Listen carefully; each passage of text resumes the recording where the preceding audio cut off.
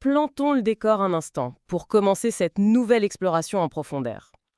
D'un côté, on a un virus redoutable qui s'échappe des forêts tropicales d'Ouganda pour s'infiltrer dans un centre urbain grouillant de vie. Ouais, et de l'autre, des frappes furtives qui ciblent des infrastructures stratégiques au Moyen-Orient, le tout dans un anonymat très très calculé. C'est ça. Et au milieu de ce tumulte, on a une méga star du football brésilien qui explose de rage sur un terrain lors d'un banal match amical. Sans oublier une ancienne chancelière allemande qui sermonne l'Europe sur son impuissance. En apparence, on est d'accord, ces événements n'ont strictement rien en commun. On dirait des simples fragments isolés, le bruit de fond médiatique habituel, quoi. Absolument. Mais notre mission aujourd'hui, et c'est ce qui est passionnant, c'est de regarder cette situation de très près. Parce qu'en réalité, ce sont les symptômes interconnectés d'une même pathologie globale. Et c'est là toute la puissance de l'analyse systémique qu'on va faire ensemble, surtout avec notre source du jour qui est assez singulière. Il s'agit de la transcription d'une note d'information mondiale, le Florida Roundup, daté du 18 mai 2026. Et ce qui est fou, c'est que ce n'est qu'un condensé de 4 petites minutes d'actualité brute. Exactement.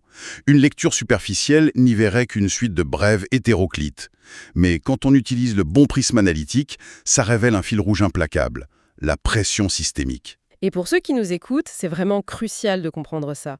Le monde de 2026, tel qu'il apparaît dans ce document, c'est un réseau sous tension maximale en fait. Tout à fait. Chaque point du globe, chaque secteur oscille à une vitesse vertigineuse entre une fragilité structurelle extrême et une résilience inattendue. Et pour bien saisir cette fragilité, je suis fascinée par le premier sujet de la note. Il n'y a pas d'exemple plus viscéral que la question de nos frontières, qu'elles soient physiques ou sanitaires. Ah ouais, le bulletin ouvre sur une décision assez lourde. L'Organisation mondiale de la santé vient de déclencher son niveau d'alerte maximal face à l'épidémie d'Ebola en République démocratique du Congo et en Ouganda. Voilà. Et la souche en cause, c'est le virus Bundibugyo. Mais ce qui frappe immédiatement, au-delà de la biologie du virus, c'est son terrain de propagation.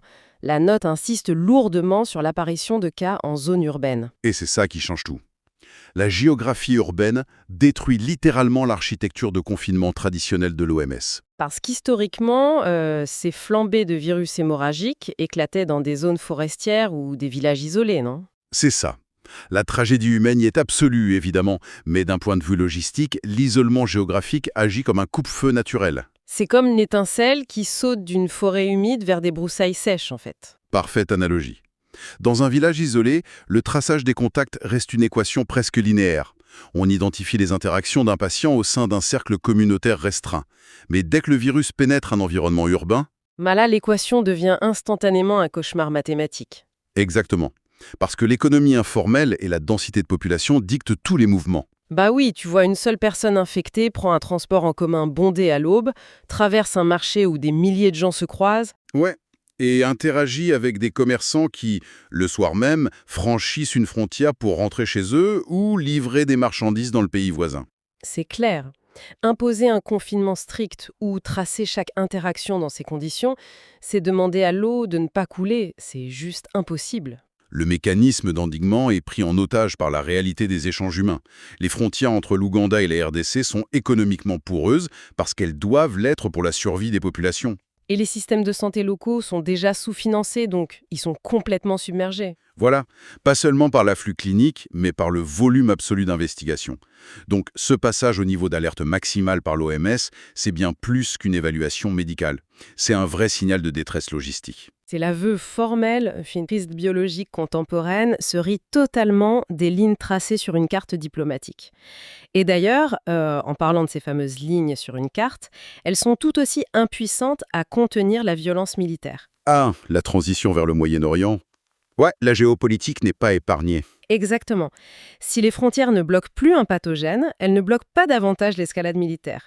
Et c'est super flagrant dans la suite du bulletin.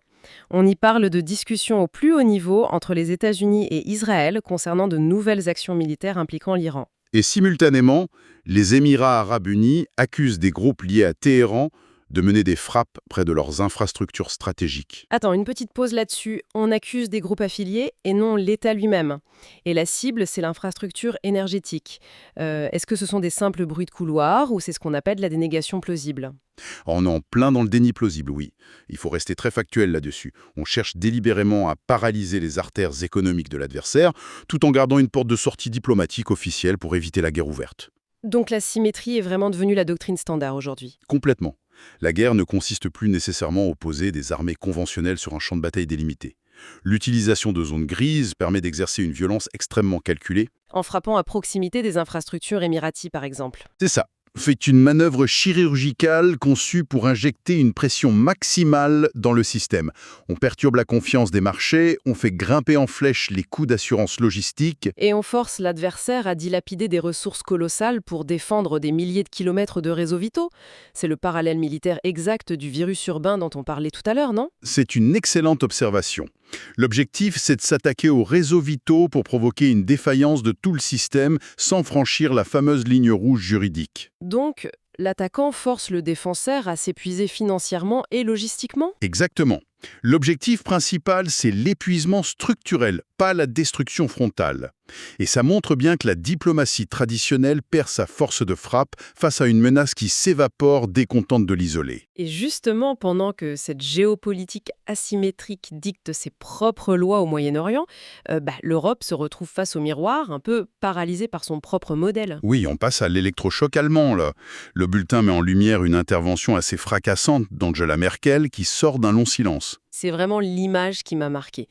L'ancienne chancelière accuse le continent européen de s'être beaucoup trop reposé sur les États-Unis lors des négociations avec la Russie concernant l'Ukraine. Elle réclame l'émergence d'un véritable leadership diplomatique européen. Et forcément, ça provoque de fortes secousses à Berlin et à Bruxelles. C'est comme l'ancien capitaine de l'équipe, à la retraite, qui se lève dans les gradins pour crier que la stratégie actuelle mène droit dans le mur. Ah ouais, c'est exactement ça. En termes géopolitiques, c'est l'image de la riche filiale régionale d'une multinationale qui réalise soudain que la maison mère pourrait couper financement de la sécurité. Et qui panique parce qu'elle n'a jamais appris à rédiger ses propres contrats d'assurance, quoi. Voilà. Et cette métaphore capture l'essence même du débat sur l'autonomie stratégique. L'architecture de l'Europe d'après-guerre était bâtie sur une division des rôles très claire. L'intégration économique en interne, garantie par le parapluie sécuritaire de Washington en externe. Sauf que le diagnostic de Merkel pointe les limites devenues dangereuses de ce modèle. C'est ça. Et sans prendre parti sur le conflit ukrainien lui-même, factuellement, son intervention souligne que l'Union européenne est un géant économique, mais qu'elle peine à exister en tant que puissance géopolitique autonome. Ce qui met en évidence une véritable crise d'identité politique. Une puissance économique pure, c'est insuffisant si on délègue sa diplomatie de crise à un partenaire extérieur. Exactement. La pression systémique globale force les institutions à confronter leur propre vulnérabilité. C'est le constat d'un système qui découvre qu'il n'a pas les outils souverains pour manœuvrer. Et pendant que l'Europe continentale est traversée par ses doutes existentiels, un simple regard de l'autre côté de la Manche révèle une situation étonnamment différente. Oui, le fameux paradoxe britannique. Là, la question n'est plus la quête de puissance, mais l'absorption du choc. Le bulletin révèle que le FMI revoit à la hausse ses prévisions économiques pour le Royaume-Uni. Et ce, malgré la crise de l'énergie et l'instabilité mondiale. C'est une résilience qui offre une vraie lueur d'espoir au Premier ministre Keir Starmer. Mais attends, c'est là que je trouve ça paradoxal. Keir Starmer est pourtant sous une pression politique asphyxiante. Comment on peut défier la gravité économique avec de bons bulletins macroéconomiques tout en traversant une crise politique interne si aiguë? En fait, l'explication se trouve dans le décalage entre les indicateurs macroéconomiques et l'expérience quotidienne des citoyens. Le FMI mesure la résilience structurelle. C'est-à-dire? L'agilité des marchés ou la flexibilité des chaînes d'approvisionnement, c'est ça? Voilà. L'économie britannique démontre une capacité incroyable à plier sous le poids des crises sans se rompre. Mais, et c'est un grand mais, le coût de cette absorption des chocs est transféré vers le bas de la pyramide. L'inflation, la hausse des taux d'emprunt, le coût de l'énergie, quoi. Exactement. Le tissu social encaisse la violence du réajustement. La résilience macroéconomique ne signifie pas du tout l'absence de douleur sociale. Elle garantit juste la survie du cadre productif. Donc le système global tient le pouls, la machine ne s'arrête pas, mais c'est le citoyen qui amortit le choc avec son propre portefeuille. C'est tout à fait ça. Le dirigeant politique est félicité par les instances financières pour la solidité des fondations, mais il doit gouverner une population épuisée. Les passagers vivent un calvaire pendant que les ingénieurs se félicitent que le navire flotte encore. Et cette idée que la pression finit inexorablement par peser sur l'individu, ça nous amène à la dernière partie de notre analyse. Oui, on quitte la géopolitique et l'économie pour atterrir sur la culture et le sport. C'est ça, le bulletin s'attarde sur Neymar qui explose de colère après un remplacement lors d'un simple match amical. Un climat hyper tendu à l'approche de la sélection pour le Mondial 2026.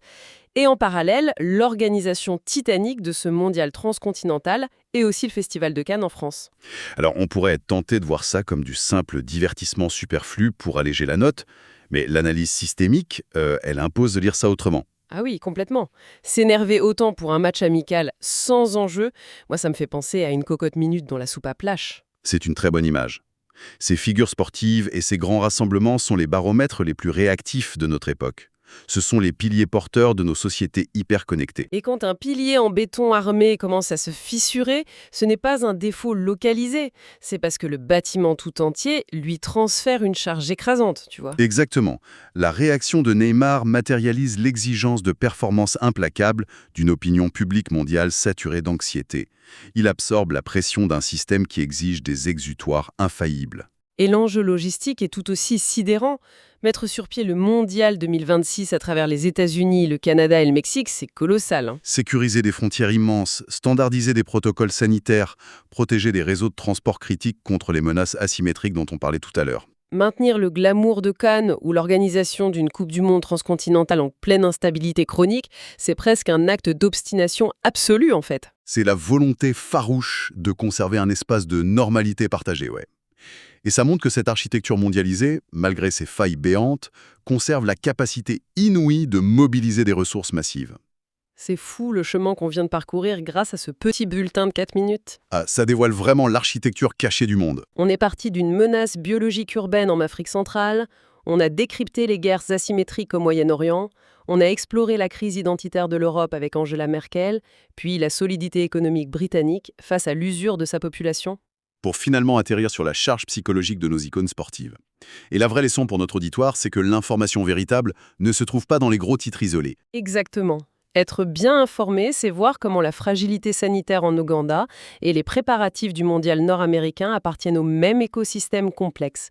Tout est lié par cette fameuse ligne de tension. Sans exception. Ce qui m'amène à une réflexion provocatrice pour terminer. Quelque chose que ceux qui nous écoutent pourront garder à l'esprit. Dans un monde perpétuellement au bord de la rupture, tiraillé par les virus, les guerres invisibles et l'épuisement économique, est-ce que ces méga-spectacles, comme la Coupe du Monde ou le Festival de Cannes, sont les dernières choses qui nous unissent? C'est la grande question. Ou bien s'agit-il simplement d'immenses illusions collectives pour nous faire oublier, ne serait-ce qu'un instant, l'extrême fragilité de nos fondations? C'est sur cette interrogation qu'on va vous laisser réfléchir en regardant les prochaines actualités.